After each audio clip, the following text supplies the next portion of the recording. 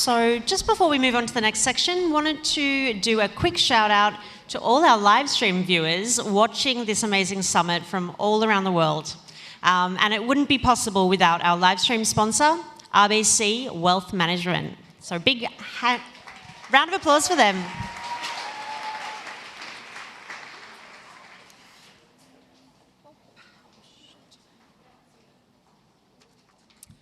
And next up, we have Changing the Culture of Business.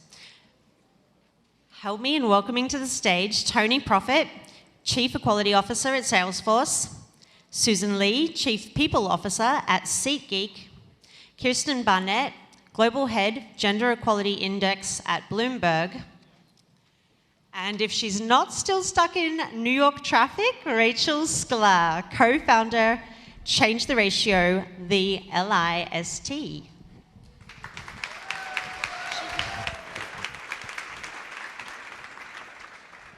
Totally just blew up my spot. I'm here. It's all good. It's all good. Thank you so much. It's so great to be speaking and on and moderating this amazing panel about something that is so important, still so under-discussed, and frankly, I believe redounds so significantly towards the bottom line. So we're just gonna get right into the conversation. We've got Tony Profit from Salesforce, and Susan Lee from SeatGeek, and Kirsten Barnett from Bloomberg. And we're just gonna jump right into the conversation. If each of you wouldn't mind giving like a brief overview of what your role, your job, your role entails, a brief one, and then we'll get into the conversation. Tony, we'll start with you. Great. Well, first of all, grateful to be here, and a super important conversation, and Salesforce is grateful to be included in that conversation. And so I am Salesforce's Chief Equality Officer, and the first of that role in the company, but really building on the work of many other leaders at the company that have been doing these things since the founding of the company about 20 years ago. And our team is really focused on the diversity of the workforce, building a culture that's inclusive, and then making sure that we're standing for equality, both inside the workplace and also standing for equality in the communities where we operate. Great. Susan? Great. Hi, I'm Susan Lee. I'm the Chief People Officer at SeatGeek. I have to say, I was listening to the panel before, and I literally just texted my friends and said, I'm a fraud, get me out of here. So that panel was so impressive. But so I'm just going to put on my imposter syndrome hat and tell you what I do. So I oversee the people function. I have been at some various high-growth startups. Before SeatGeek, I was at Warby Parker, and before that, Spotify. And as the Chief People Officer, the functions that fall under me are recruiting, employee engagement, employee experience, anything that has to do with their organizational development, and just the overall well-being of our staff, and that touches so deeply with diversity and inclusion and equity and belonging. So I get to do all the great things. I think that I have the best job in the world, so and I will fight you if you tell me you do. So, but yeah, that's what I'm doing right now. Kirsten Barnett. I manage Bloomberg's Gender Equality Index, and under that umbrella is a standardized reporting framework that we built for public companies to voluntarily disclose metrics related to how they're promoting women in their workforce, in their products, and in the communities in which they operate. And then we also manage an index which tracks the financial performance of those companies that are doing this really well, which is also, happy to report, performing really well. So let's talk a little bit about the corporate role of D&I, diversity and inclusion. And I guess we'll start again with you, Tony, because the role was created for you. So what was the need, the corporate need, the shareholder value need that was expressed in order to create this role? And or like how was it justified? Did it come from you? Like what was the impetus for it? Beyond sort of the fact that like we all know it's a social good. We don't have to prove that, but that's not usually what you have to prove in order to make D&I a priority. So I guess that's what I wanted to get at. How was it prioritized in the form of you taking on this role? Well, again, Salesforce is about 2 decades old, just a bit over 2 decades old. And so these are things that the company really had been working on from the founding. And the idea that the company has a higher purpose to make the world a better place. And part of that is making sure that you have a diverse workforce that represents society at large and an inclusive culture. But as the company grew, it reached a stage where, at the time, the CEO and chairman, who's now the co-CEO and chairman, Mark Benioff, decided that he needed someone who sat at the table at the CXO level every day, who was their sole focus, was doing this every day, that was reporting directly to him. And so the role was created not necessarily for me, and I was fortunate to be the person selected for that role. And you think about what's the impetus for this. First is talent. So from a shareholder value perspective, the idea that so much about technology, and so many of the businesses represented here today, increasingly we're all technology businesses, that it's a lot about getting the best talent, getting the best people, and allowing them and fostering them to do the best work of their careers.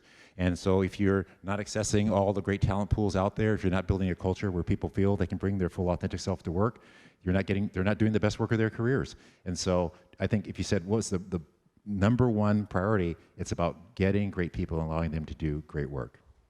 So, Susan, I'm going to throw this to you. Whose responsibility is creating that culture? Is it a top-down thing? Is it consistent training across the board?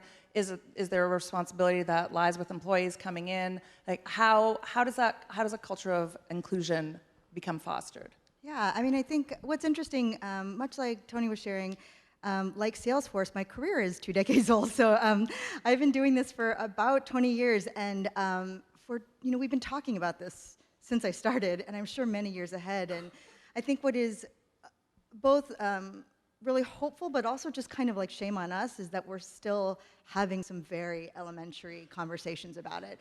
But when we talk about whose responsibility it is, I think it is. It's everyone's. I mean, isn't it? It's like we've tried in the past to let it be a top-down. Companies have tried to have make sure that they have diversity programs. And I come from advertising. It was bred from the fact that our clients were becoming more diverse, especially internationally, and they were demanding someone who understood their perspective, which then leads to your workforce becoming more diverse. And then hopefully then your processes and practices becoming more diverse. But the reason why it can't just be top down or it just can't come from your customer's voice or whatever, it's just that the world is changing. 10 years ago, we were not talking about just, I don't think the words gender fluidity ever crossed my mouth. It's like before it was male, female, then it was potentially male, female, other. And then now it is like, it could be none of those even. I think Facebook has this thing where you can identify, and they have over 51 options for which you can identify your gender. So, I just think the world is changing too. So it has to be everyone's responsibility, because no one person at any level of a company can have all the answers or all the questions. Kirsten, from the data side of things, the Gender Equality Index actually is a measuring tool. Do you mind explaining a little bit about that, and also sort of how it's been received in the international corporate community, which everybody might not have the same degree of commitment to the issue? Sure, no. I think in the past, diversity seems to be one of those things that was kind of graded on effort as opposed to results. And I think to some of the points Susan just made, for all these reasons, and Tony pointed out shareholders, you've got so many stakeholders now that are looking for actual results. It's not okay to just say we're committed and we're working on it. And that's your shareholders, it's your stock exchanges, it's governments, it's your employees, and people want to see numbers. And so I think that in general, transparency has become the new indicator of whether a company is taking this seriously. And one of the things that we're hoping our framework has done is change the conversation a little, because if you think about environmental data, for example, it's always been a little bit more socially acceptable to say, I'm burning coal now, but I'm going to get clean in 10 years, and here's how I'm going to get there, and that's okay. And yet, for some reason, with diversity, I think like when you look at gender, that's what I'm most familiar with our framework, but I think companies held their cards close to their chest until they hit parity, instead of having it be this safe place to say, okay, we all have a pipeline problem, none of us are doing this as well as we want, the goalpost is moving, it's an evolving space, to Susan's point, everything keeps changing. But the best we can be doing is measuring this and then reporting on it and learning from each other's both mistakes and also successes. And so the thing I'm most excited about the data is just that companies are actually measuring these things, because until you measure them, you really don't know what problem you're solving for. And just to give an example, at Bloomberg, we switched to kind of a data-driven approach several years ago, and up until then, I would say our D&I effort was well-intentioned, but not particularly effective, or certainly not as much as we wanted it to. And we said, well, wait a minute, everything else, we're a data company. Everything else we do is about data. Why aren't we doing it this way? And once we did, we saw things that we had made assumptions about that some were right, but some were very wrong. And we looked at, our engineering workforce, for example, has the lowest percentage of women as a whole, which is not all that surprising. And yet they're one of the few businesses that has a reverse pipeline problem. They have more women represented at the top and managing a huge percentage of that workforce than they do at the bottom. And so it's like, okay, well, what can our sales force learn from that team? And we're solving for a different problem there than we might be for our journalists. And so I'm excited that companies are taking that first step of measurement, because without that, you really have no way to measure progress or to hold people accountable. And I want to underscore Kirsten's point of the importance of measuring, the importance of data, and that in the science of management, data is that fuel of that science. And so for us, and the importance of transparency, and that folks not just being transparent when they feel that they've reached success, but being transparent with all of their stakeholders along the journey. So literally right now, you can take out your smart device and go to salesforce.com/equality, and there's our data, and we're completely transparent, not because we think we're done, because we're not, but you can see that today, 31.6% of the folks that work for Salesforce globally are women. And likewise in the US, we're transparent about the underrepresented folks at the company. And so that's where we are. We don't think we're at success, but we've made progress. 2 years ago, that was 30.1%. And just this last year, that means in the last year, because we're growing at scale, more than 4,000 more women work for Salesforce this year than last year. And so, is that success? No. Is it progress? Yes. You can argue about the pace of progress, but the important point is about transparency, and Kirsten, to your point about the data. So just to, I guess, dive into the numbers a little bit then, when you talk about overall percentages, that's one thing in a company, but then some of the roadblocks that can be experienced in a corporate environment come with promotion and ascension to the C-suite. So for anyone on the panel, really, what initiatives are companies taking to address that? Because that's where the disparity tends to show itself most clearly. Yeah, I'll just start, but I think that again, we often look at what percent of a workforce falls in XYZ bucket, and that's only tells you one story. It would be like if you're Procter & Gamble and you said, I sold $100 million of shampoo last year. Okay, but what markets? Who was buying them? What were the ad campaigns? What wasn't selling? Why? Those are all the questions you have to ask about your people. And so in our framework, we have baseline metrics around women at different levels. And for the US, we also ask about multicultural women as well. But we also ask about what's the percent in revenue producing roles or line roles? What are the percent of women working in engineering? Because those we know are going to be critical to the future of work. And what percent of your promotions that fiscal year went to women? And those are the things that you have to look at, and then looking against what your overall percentage of that population is. Because without that just knowing the population, really doesn't tell you much about the story or whether you're apt to make progress. Yeah, actually, I'm going to just speak from kind of like the smaller company perspective, like a pre-IPO company who doesn't necessarily have like a ton of resources or a ton of open roles. That I think the difficulty is at a startup stage, one feels like a win. Like if I hire one female engineer, I'm like ahead of the game compared to some other companies, And what's different and challenging, especially in the technology sector and startup world, is that there has been such a systemic and historical problem. We were talking about STEM earlier in the panel before. We weren't pushing girls through computer science. So today, like if we just hired a new CTO at SeatGeek, and our employee base asked what was the diversity numbers of the panel, of the pipeline. So we shared it. It was not impressive because today there are very few candidates, female candidates, that are primed and have the experience, years of experience, to be CTOs. There are some, but because we have a systemic issue, it's not equal to the number of males that came through. Then those female candidates probably have 20 companies who want to hire them because we're all trying to do the same thing, which then potentially creates a reverse gender pay gap because they're so sought after. So it is this weird dynamic of we built this house, and we kind of have to figure out how we make it livable in this conversation of diversity and inclusion. Well said, and you could say the same thing for underrepresented folks in terms of the pipeline. So at scale, the initiatives, it's again, back to the data and about accountability.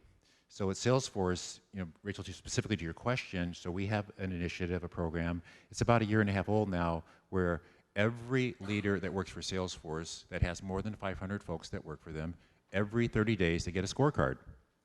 What's on the scorecard? How many women work for you today? How many women work for you 30 days ago? How many women work for you a year ago today?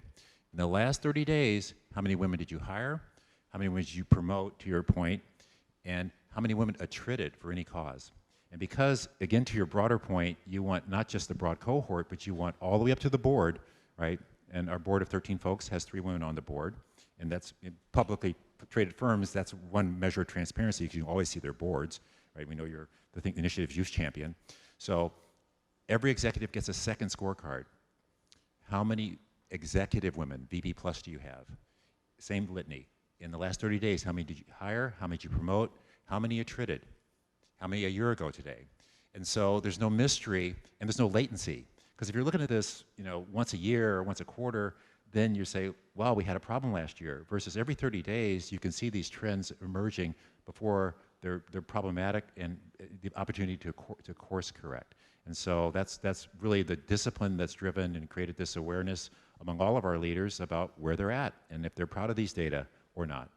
So sorry. No, I was just going to say, to add to what Tony said about all of your leaders, I think that holding people accountable, it is important to do that throughout the firm because you also think about the majority of hiring and promotion and advancement pay decisions are being made often in the middle. And so having all of your leaders, held accountable and then having them hold their leaders accountable is really important because just the top, as you said in the beginning of this conversation, that's not enough. I just want to kind of an add-on for something to keep in the back of all of our minds is, I love that this event is focused towards elevating women, and we're talking a lot about gender, but I think sometimes we tend to forget the intersectionality of what's happening in the world. So we may say women, but if we're also not tracking women of color or women from lower income, women without college degrees.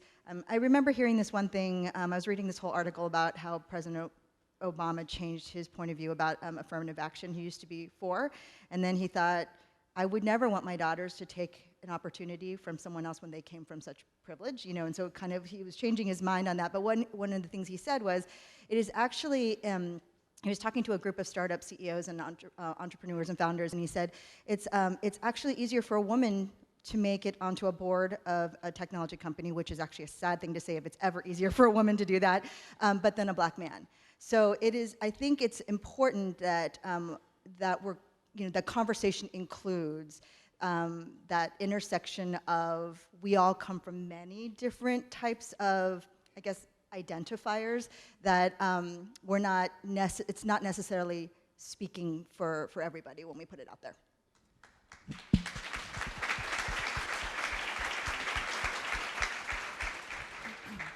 You just reminded me of the stat that there are more CEOs on the Fortune 500 named John than there are women. And I remember a number of years ago, at one point, there were like 3 men named Peter on the Twitter board and no women. So yeah, that stat's well taken. But what I find interesting about, particularly Tony, when you talk about the methodology for making sure that sort of diversity initiatives are not only in play but transparent and observed, is that kind of cuts against the whole pipeline argument that we hear about, because while some sectors are certainly, there are a pipeline issue, like the fact remains that, for example, women get 2% of VC money and then even less for follow-on rounds, and I mean that definitely impacts who gets hired. And so with the pipeline issue, I'm just kind of curious, and I'm sort of put you on the spot. It's only this question arose when you started talking about that. Like, is the pipeline reason, does that come up when managers look at those numbers of their who stayed, who attrited? Like, is that, are people like, man, that pipeline, we just don't know what to do? Or is the methodology cutting against that as a reason that was formerly, you know, acceptable across the board? I'll make a couple points. You mentioned the VC world and some of the things that happen there, and lots of work to be done there. And there's a Salesforce Ventures. We have work to do, but proud to say we're an investor in Elevest, right? And so, Excellent. As an example, and Synergies. And I also, in terms of full disclosure, right? And so, you know, Sally's a hero of mine personally, and an icon in American industry. And so we're proud to be an investor and partner in Elevest. In terms of the pipeline, you know, in many industries, in the tech industry, you know, that can be used as an excuse. And the time for excuses is over, right? So it's easy to say, well, there's a pipeline issue, and we're investing in kindergartners or middle schoolers, and come back and see us in 15 years. We are doing those things. So Salesforce is deeply invested in STEM and partnering with organizations, you know, Girls Who Code, Code.org, those sorts of organizations that are doing great work for folks of underrepresented folks, for young women and girls, but that can't be used as we do not use that as an excuse, right? So the time for action is now, and we're holding people accountable, and we're not focusing on, well, it's a pipeline problem. Yeah, no, I'm sorry, I didn't mean to put you on this spot there, but it's sort of the conversation. I've been having these conversations for a while, and you know, I couldn't help but wonder how actual processes in an actual company to actually care about diversity and inclusion might help things, and it sounds like it does. I want to switch a teeny bit just to move away from data for a second, because Susan, I know you talk about rituals inside a company and sort of like how that can help foster inclusion. And I think there often is a secret sauce that comes, you know, the spark that makes a company culture unique. It's actually caring about these things, or you know, how you care about your employees. So I'd be interested in you expanding on that a little bit, to talk about how that helps, or your philosophy on that. Yeah, I mean, I have worked for brands that have no problem attracting young, diverse talent. What we found is, not to step away from the data, but we all love data here, that actually that diverse talent was turning at a rate of like 3x of anyone else in our company. They were leaving within 6 months. And a lot of it had to do with, yes, those conversations, I don't see people leading who look like me or who are talking the things that I'm passionate about. But there is also just that basic, you know, that high school lunchroom mentality. It's like, I don't belong here. And so where this whole concept of rituals came in, I was giving a talk and someone told me to talk about rituals. I didn't have a point of view at the time. And I was going through my Instagram and I have all these pictures of food. Like I'm obsessed with food, obviously. And I realized it's because when I was growing up, we had dinner at the dinner table every single night. My family did. It was just something my mom insisted we do because we were busy and it was our time to kind of connect. And I just thought about that ritual of feeling like there was a place for me to belong and safely talk about what was going on in my day. And so I think where rituals come in companies, and it's this, when we shift the conversation from diversity to inclusion and belonging, which I think is crucial, because if you don't have your house in order, it doesn't matter who you're inviting to come sit at the table. I think rituals create this environment where people can find a sense of belonging. There's a very, very, very small example that it's like one of my early wins in my career when I was young, and it cost me $100 for this company that we did, but it was National Peanut Butter and Jelly Day. I think it's like April 4th or something like that. And I had this idea, and we went and we bought like every flavor of jelly and you know, fluff and, you know, bread and peanut butter, crunchy, not, you know, and everyone went to make their sandwiches. And you would hear these conversations of, you cut the crust, do you do diagonal? My mom did it in fours. It didn't matter if you were an engineer, if you were the CMO, if you were a person of color, if you identified as pan, it's like it didn't matter because it was something that everyone shared a conversation. One person said, I've never tasted fluff in my life, marshmallow fluff. And so it was just conversation where everything, whether you have or have not, where you were of the haves or have-nots, it allowed that conversation to be free. So that's what rituals kind of produce in a company. It's that culture of inclusion where anyone can participate and belong and can be a part of the conversation. Absolutely, rituals. And so you think about at any organization, and at Salesforce certainly, what we're trying to create is a sense of almost like a family, the sense of inclusion and belonging, and that we're not always necessarily going to agree on everything, but we'll come together and we'll support each other as allies, like members of a family.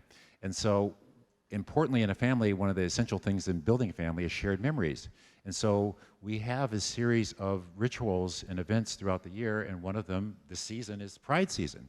And we just encourage folks all across the world, dozens of cities across the world at Salesforce to show up, whether or not you identify as LGBTQ. Show up as an ally for your LGBTQ colleagues, your siblings, your brothers and sisters in this family, and show them support as an ally. And that notion that you see your colleagues showing up for you as an ally, it just throughout the next 364 days of the year, you're reminded that these folks are there for you as a colleague, as an ally, or as the MLK March would be another example. And I'll share with just briefly just one last one. But then we had folks in the company who were folks of faith. And they were saying, well, wait a minute, if your identity is black and male and heterosexual and cisgender, and that's your identity, what if my identity and my litany, faith is core to my identity? What about me? And we thought about that, and we founded an employee resource group in the company called Faith Force. And so the first ritual they wanted to establish was around, at the end of Ramadan, there's a moment called Eid, where they break the fast. And he said, well, can we commemorate Eid in the organization, right? And we're saying, well, yes. And it became, that was last year. This year was the second time where folks who identify as Muslim, inviting folks who don't, not to change their view about faith, but just simply to express, this is my identity, and this is why I've been fasting for the last 30 days, and you've been offering me cookies from the bake sale or whatever, and I've been turning them down. Well, just explaining their identity and building empathy, and that's now become, for the second year, a ritual of sorts, right, that we've brought into our family to make sure people can empathize with folks of all identities, and all intersectionally as well.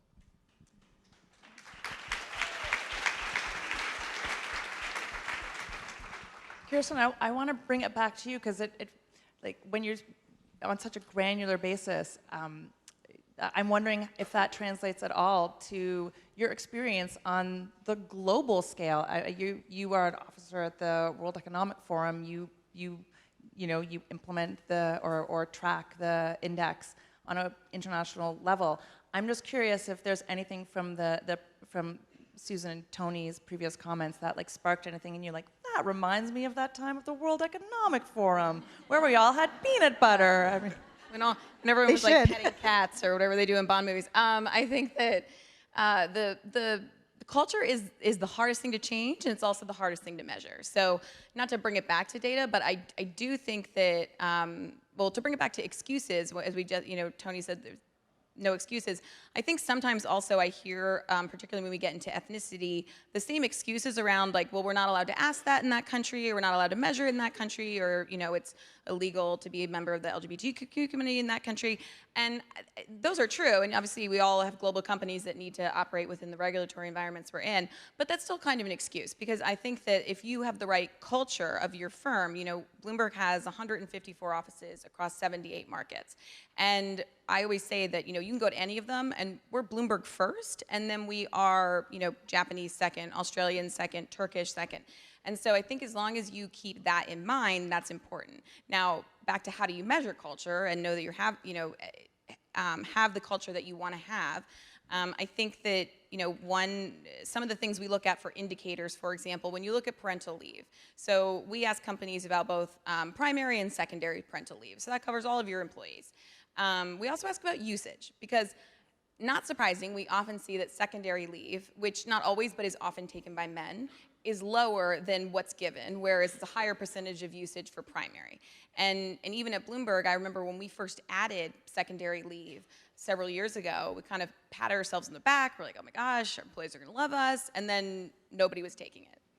And the reason no one was taking it is because they weren't seeing their senior managers taking it. And so a lot of the men were like, is it a trick? I don't know. Or am I really and so they weren't seeing their senior managers taking it, not because they didn't want to, but because our senior managers weren't mostly of ages where they're having babies. And so we deliberately went out and had to get creative and say, okay, to the few that were, here, you're having a baby, you're a man, you're a senior manager, man. You have to take your full leave, which of course was no problem, and they were going to do it anyway. And then we made sure that, we socialized that, and that had a huge impact. And that was like 2 men. But they were visible men in our company of 20,000 people, and suddenly it became a safe thing to take advantage of. And I think that that's where you can, that is not a perfect measure of culture, but it is a measure of sort of, if you are seeing that you have policies that people aren't taking advantage of, I do think that's an indicator of something in your culture that's sour. And that, if people aren't feeling confident or comfortable, whether it's parental leave or flexibility or fertility policies or really anything, remote working, anything else, I think that then that means that you need to work on that culture. That's really interesting. I'm +1 to get everything in there. you just said. +1. All right, I feel like we have time for one more. Excellent. Okay, so this is just a question generally for all of you, which is, the audience is made up of people who are employees, employers, founders, diversity officers, anybody who's in the audience. What recommendations could you make for them to take back to their companies, whatever their role? And I just also, in making those recommendations, I do want to point out that often women and people of color and just anyone who would be advocating for these are often given unpaid work or sort of like unpaid consulting of like, what should we do? Should this be your responsibility? So like as an added piece of this question is how do you also go back to your workplace and make it everybody's responsibility? I mean, I'll start with, I think that approaching these things as a business problem and with business solutions is the only way that anything happens. Because you can come back from here and say, I heard about this policy we need to have, and we need to be on all Black campuses if we want to recruit, more Black and African American students entry level. But then they all might get there and leave within a year because they don't feel like they belong. And none of these are just you check one box and it's a silver bullet. And so I think that making sure you're really delving in, whether it's data or culture or just from conversation, and making sure that you have the right people around the table to solve these solutions and keep going the next level, and then also keep your foot on the gas is really important. And I'll give you just one other example from Bloomberg that I was guilty of. Is I remember sitting around a table and we were talking about our lactation facilities, and this was probably 5 years ago. And we're talking about whether, or not we should have Bloomberg terminals in them, because does that encourage women to feel like they want to work, or is it or is it helping them, that then they Totally helps with milk production. Multitask, yeah.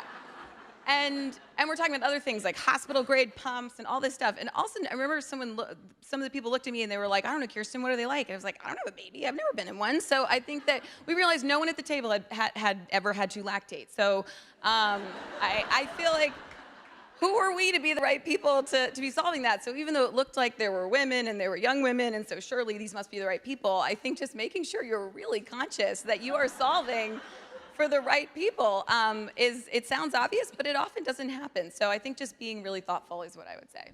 I agree. I mean, I think what's interesting is this panel here, despite our experience and what we're working on, when we sit here, we come from a place of privilege. So we are now in a place of privilege, no matter how we grew up or whatever, and so it's such a simple thing, but I would just encourage you, no matter what role you have in a company, is to listen. You have to listen, because we have failed. I think people in our roles in the past have failed. And it's why, if you guys know the story of Susan Fowler, she was an engineer at Uber. She had felt like she was in a work environment where she couldn't succeed. And she had gone to the company, and the company had not created an environment where she could be heard. So she went to the press. The Me Too movement, they went to the company. The company did not support them. They went to the press. Our employees are going to find a way to get the support they need whether it's us who gives it to them or not. They want to, it's an environment and time where people are tired of being quiet. And so I highly encourage at any level in your company to be listening. Here's an example, a very small example. At Warby Parker, they have a genderized shopping experience. You have to choose female or male what to look at frames. It really is for marketing data on the back end. But our employees came to us during a hackathon to try to create an environment where you don't have to do that, because they said, actually, it made them uncomfortable to have to ask someone in the store, are you male or female? They didn't feel right about doing it. And it actually came from one of their coworkers was trans and had they, them pronouns. And it is just not something at a business level we ever thought about, ever. You know, it just wasn't something that was on top of mind.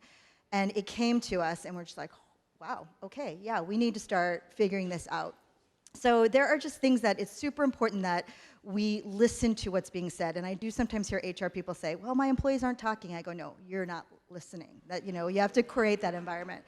The second thing is, and I know I don't want to break broken record, but I'm just a huge proponent on inclusion first, because I think what's interesting in large companies, like you were saying, you know, you do these ERGs and then someone says, well, what about us? Well, what about us? And there are so many identities out there that it's always going to be what about us. But on the flip side, what people tend to do is we have a POC ERG at SeatGeek, and I think what's interesting is what sometimes the conversation changes to is we don't see color, we don't see differential, like, you know, we accept everybody, and you literally just erased then everyone's identity, you know. So this. It's very difficult if we go diversity first to make sure that you who are XYZ has a place, and then you who are XPN has a place. You know, it's going to be a very difficult, taxing way to work versus, and maybe this sounds too Pollyanna, creating an environment where everyone, no matter who you are and where you come from, has the opportunity to develop, succeed, promote, become a leader. I mean, if that's your target, then you're going to include everyone. And I'm just a huge proponent of inclusion first.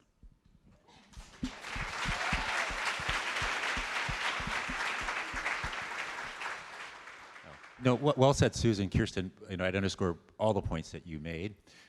Last point, we haven't said much about this or anything about this yet, I think, equal pay. Equal pay for equal work.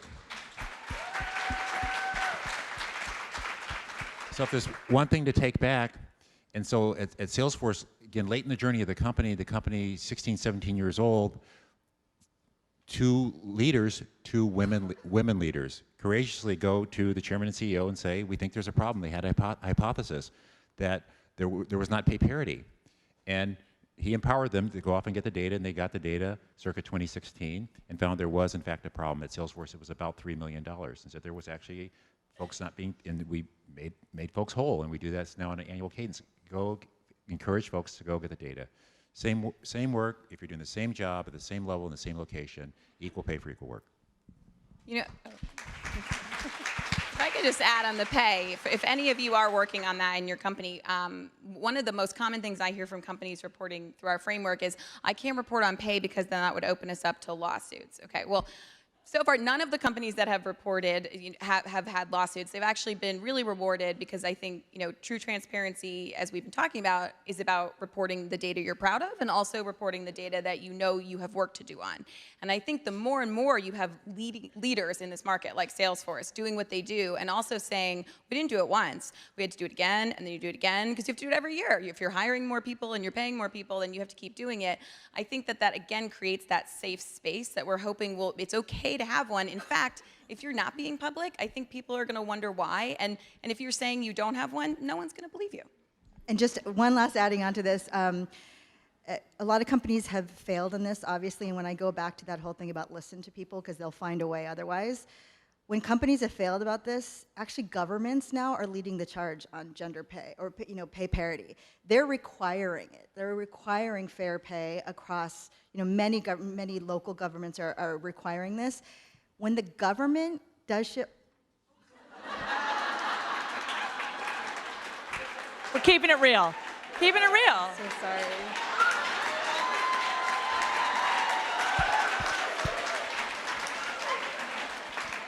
You're saying the- those So real. shifts, right? Shifts. When the The- No government does imposters on this shifts- stage. No way. The live feed just went yes. black. there are youngsters here too. When the government does shifts before you as a company does it, it's really problematic. It really, you know you're too slow and you're behind the ball. So yes, just saying.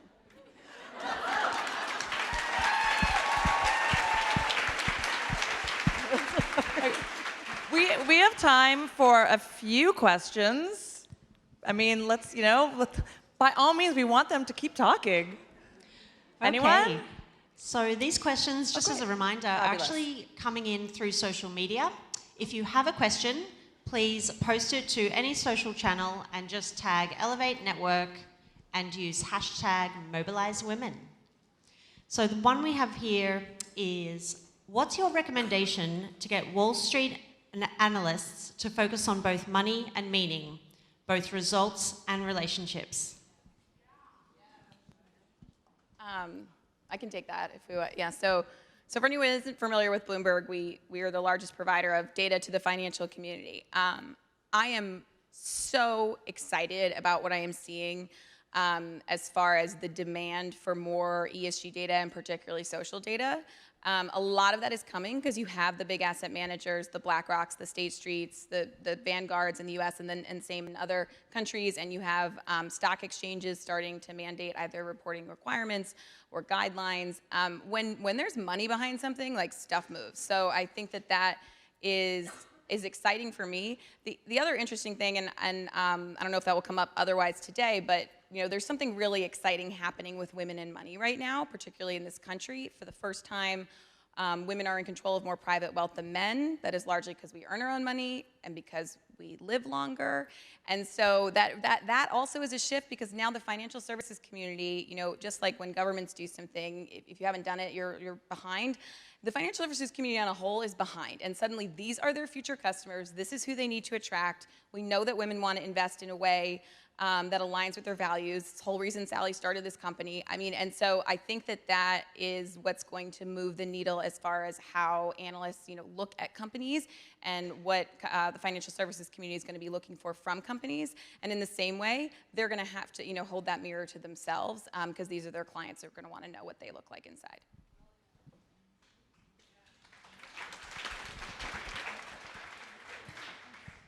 Voice? Okay, one more question. How can recruiters recruit differently? Are we training them to screen with inclusivity and look for attributes beyond skills and titles? I'll take this one because we do it on a day-to-day basis, especially in engineering. I think don't hold precious old processes.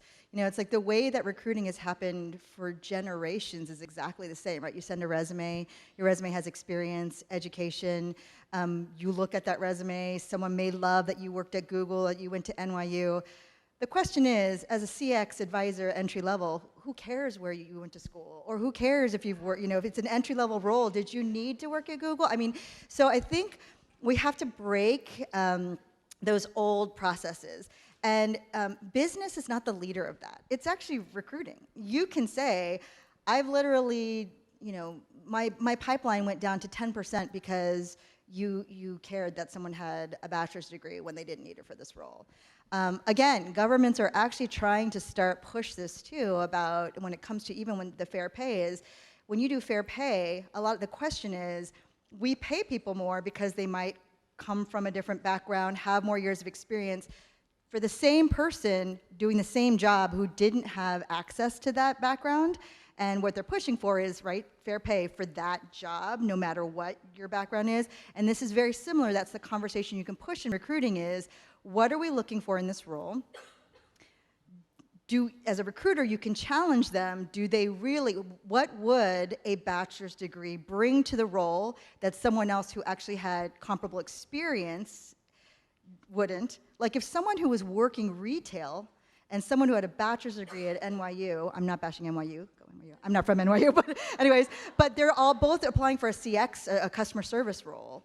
Let's talk about who's going to bring the skill set and the competencies we need to be able to fill the role. So I actually feel like from a recruiter's perspective, you can and should be driving the conversation with the hiring managers about when they say what are those requirements and nice to haves in that very first kickoff meeting. That's where you need to start pushing. I don't think this matters. There are also practices right now where you remove the name from resumes. You actually look closely at like take-home testing and all of that if that's accessible. So there are definitely ways, and then there are also really great partners out there that their specific roles and jobs in companies focus on building diverse pipelines. So I would do some research. And I want to build, Susan, on what you said, that we need to be hiring for capabilities and not for a pedigree. And often when I'm having this conversation with folks inside the company, and there's whatever, X hundred people in the room, and I'll say, who here today actually used calculus today? Or anyone today had to quote Homer or Socrates? You think about what a classical education means and how little of that actually you use, where really it's about communication and collaboration and critical thinking and creativity, those 4 C's, more increasingly. To your other point, Susan, to build on that, is about encoding.